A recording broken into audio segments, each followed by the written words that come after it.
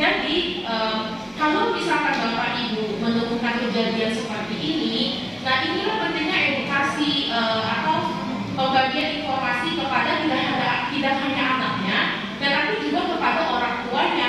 Karena kan kalau anak kecil belum begitu memahami ya dari kesehatan yang baik gimana. Jadi ini penting sekali dukungan dari keluarga. Nah, kan penularan kutu itu bisa secara apa aja sih coba? Ibu di belakang. Lewat sentuhan tangan. Ya, betul ya. Jadi ada dua cara penularannya. Kalau kutu itu bisa secara langsung itu yang tadi yang antar kulit ya. Jadi misalkan sentuhan kulit atau hubungan seksual itu juga bisa menjadi penularan. Nah, kemudian yang secara tidak langsung itu tadi yang ibu bilang tadi ada baju, bisa melalui penggunaan handuk bersamaan, tidur di satu tempat tidur yang sama, ya itu cara-cara penularannya. Nah, ini juga penting nanti dari menerapkan kepada mereka bahwa jika terjadi kondisi ini, apa yang harus mereka lakukan. Nah, kalau misalkan Bapak Ibu ketika mungkin kalau Bapak Ibu banyak ada yang di posyandu, yang ada yang di posbindu, gitu ya, menemukan kejadian seperti ini, segeralah dirujuk ke puskesmas pertama terdekat, bisa ke klinik Pratama atau bisa ke puskesmas, supaya kita bisa tangani dengan lebih baik. Nah, kalau misalkan pasien-pasien ini tanya gitu ya, Bu, gimana ya Bu caranya supaya nggak keluar lagi gitu. Nah, yang pertama kita harus memastikan bahwa kondisi rumahnya itu memang bersih, tidak mendukung adanya si kutu ini. Karena kan kutu ini dia tadi penularannya kan bisa secara nggak langsung tuh ya, dikumpulkan baju, dihanduk segala macam. Nah, pastikan rumah itu bersih, tidak ada debu ya, karpetnya juga tidak ada debu, rumah itu kena sinar matahari dari segala arah, semua bajunya, handuknya, ranjangnya semua dijemur di bawah matahari. Ya itu tuh semua penting. Kenapa? Untuk membunuh si kutu ini. Karena kayak saya bilang, kutu ini kan dia tidak akan di bawah panas atau sinar matahari, dia mati gitu.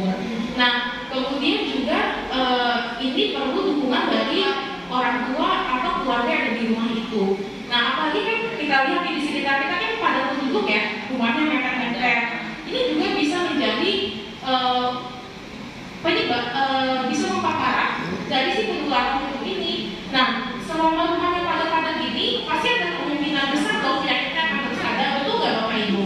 Betul ya, apalagi kebersihan yang kurang terjaga segala macam. Nah, inilah pentingnya para kader untuk membantu kami memberikan informasi kepada mereka ini agar nantinya mencegah supaya penyakit ini tidak terjadi. Kalau terjadi supaya tidak bertambah parah. Nah, dan kami di Klinik Wahana Sejahtera dan Klinik Pratama lainnya puskesmas ya tentu siap untuk melayani kejadian ini gitu. Nah, supaya misalkan nih dia tadinya udah korengan gitu ya. Nah, terus misalkan katanya di keluarga yang lain ada yang gatal-gatal juga tapi sih belum korengan. Nah, Bapak Ibu harus kasih tahu bahwa jangan sampai korengan, datang aja cepat ke klinik. Kalau misalkan memang di klinik nggak ada salurnya, siapa tahu kita bisa cepat segera rujuk ke vaskes yang mempunyai obatnya, ya agar penanganannya lebih cepat dan lebih baik. Ya. Kurang lebih begitu.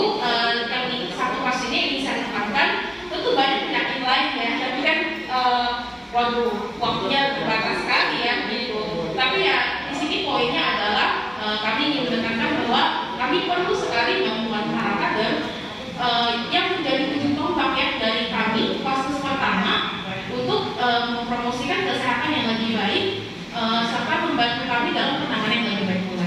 Sekian dari saya, terima kasih. Betul, karena kutu ini tidak tahan sama sinar matahari. Karena matahari panas dia mati. Tapi kalau malam kan lebih dingin suhunya ya, lebih mendukung, lebih kondusif untuk pertumbuhan kutu ini. Nah, sehingga dia bisa berkembangnya dengan cepat dan dia bisa berpindah ke mana-mana. Tapi pada saat dilipatkan badan, di sela-sela jari tangan, sela-sela jari kaki, gitu ya, daerah bokong ya. Nah, kemudian yang menjadi pertanyaan lagi, kenapa paling sering kena anak-anak?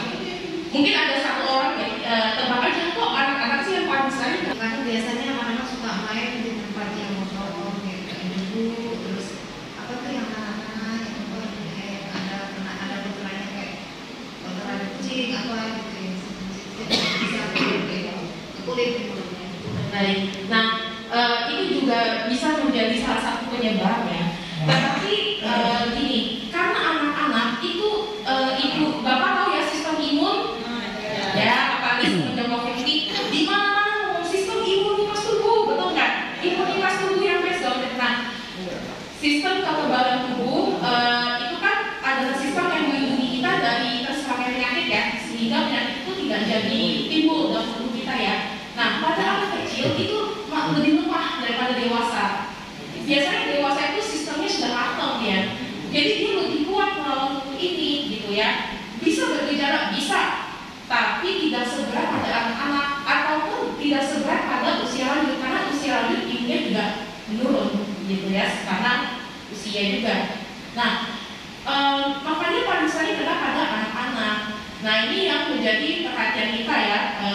Anak-anak itu kan ya dia kan nggak ngerti ya, nggak tahu dia baru awalnya kan kalau kuku itu kan biasanya bentuknya bintik-bintik gitu ya, kayak jerawat bentuknya ya, atau bisa juga kayak lepuhan lentingan kecil gitu loh, tapi merah gitu ya, gatal garuk luka. Nah, karena luka terbuka, bakteri masuk. Kita kan nggak tahu tadi kayak ibu bilang ya, main di tanah